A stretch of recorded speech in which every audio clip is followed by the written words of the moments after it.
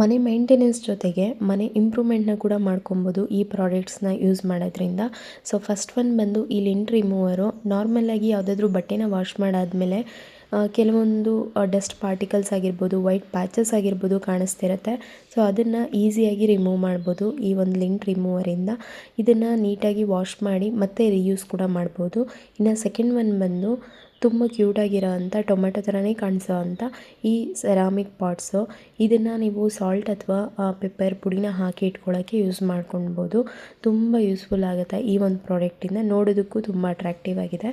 ಹಾಗೆ ಇನ್ನು third one ಬಂದು ಈ ಸ್ಪ್ರೌಟ್ಸ್ ಮೇಕರು. ನಾರ್ಮಲಾಗಿ ಮೊಳಕೆ ಕಟ್ಟಬೇಕು ಅಂತಂದರೆ ಪ್ರಾಸೆಸ್ ಜಾಸ್ತಿ ಅಂತ ಯೋಚನೆ ಮಾಡೋರಿಗೆ ಈ ಒಂದು ಪ್ರಾಡಕ್ಟು ತುಂಬಾ ಯೂಸ್ಫುಲ್ ಆಗುತ್ತೆ. ಡ್ರೈ ಫ್ರೂಟ್ಸ್ನ ಕಟ್ ಮಾಡಬೇಕು ಅಂದರೆ ಸ್ವಲ್ಪ ಟೈಮ್ ಟೇಕಿಂಗ್ ಅಂತಲೇ ಹೇಳ್ಬೋದು. ಬಟ್ ಈ ರೀತಿ ಕಟರ್ ಇತ್ತು ಅಂತಂದರೆ ಬೇಗನೆ ಕೆಲಸ ಮುಗಿಯುತ್ತೆ. ಇನ್ನು ಈ ಡ್ರೈ ಫ್ರೂಟ್ ಬಾಕ್ಸ್ ಅಂತೂ ನೋಡೋದಕ್ಕೆ ತುಂಬಾ ಅಟ್ರಾಕ್ಟಿವ್ ಆಗಿದೆ. ಹಾಗೆಯೇ ಕೆಳಗಡೆ ಸ್ಟಿಕ್ಕರ್ ಕೊಟ್ಟಿರೋದ್ರಿಂದ ನಾವು ಏನು ಸ್ಟೋರ್ ಮಾಡಿರ್ತೀವಿ ಅದನ್ನು ಬರೆದು ಕೂಡ ಇಟ್ಕೋಬೋದು. ಇನ್ನು ಈ ಒಂದು ಮಸಾಲ ಬಾಕ್ಸ್ ಇದ್ದರೆ ಸಾಕು, ಆಲ್ಮೋಸ್ಟ್ ಒಂದು 6 ಐಟಮ್ಸು ನಾವು ಒಂದೇ ಇದರಲ್ಲಿ ಸ್ಟೋರ್ ಮಾಡಿ ಇಡ್ಬೋದು. ಕ್ವಾಲಿಟಿ ಅಂತೂ ತುಂಬಾ ಚೆನ್ನಾಗಿದೆ. ಇನ್ನು ಈ ಕಲರ್ ಕಾಂಬಿನೇಷನ್ ಅಂತೂ ನನಗೆ ತುಂಬಾ ಇಷ್ಟ ಆಯಿತು.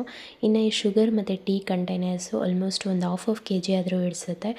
ಇನ್ನು ಈ ಎಲ್ಲ ಪ್ರಾಡಕ್ಟ್ಸು ಕೂಡ ನನಗೆ ಅಂಡರ್ 200 ಒಳಗಡೆ ಬಂದಿರೋವಂಥದ್ದು. ಕ್ವಾಲಿಟಿ ಅಂತೂ ತುಂಬಾ ಚೆನ್ನಾಗಿದೆ.